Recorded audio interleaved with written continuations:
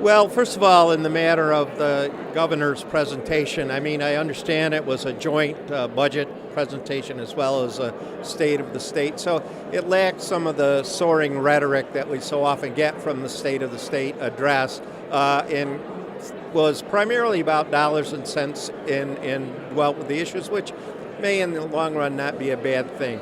I'll take it point by point. I think a lot of the economic development proposals the governor had have some merit. I'd certainly like to see some more details on them.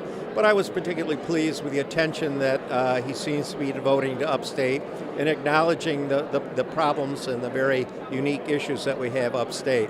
I think his biggest problem is going to come in the area of education. I think he's proposing a great number of controversial issues.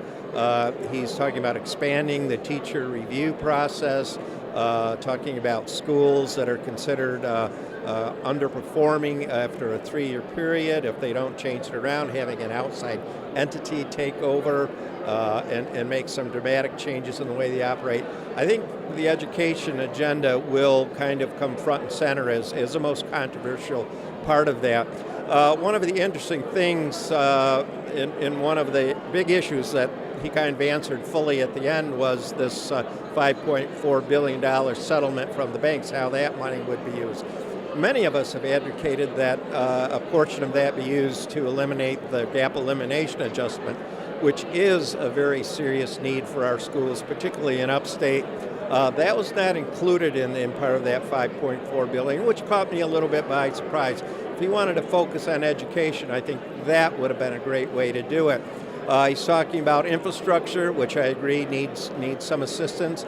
Almost $1.3 billion for the Tappan Zee Bridge, which I think could stand a little adjustment.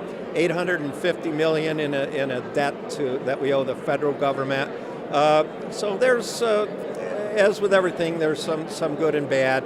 And then, of course, the conclusion about the us being united, all being one, and I think it's a fine sentiment. But sometimes when I see the politics of Albany, that doesn't always seem to be the case. It makes for some nice comments during a speech, but I'd like to see it enforce a little bit more in some of the policies we enact here.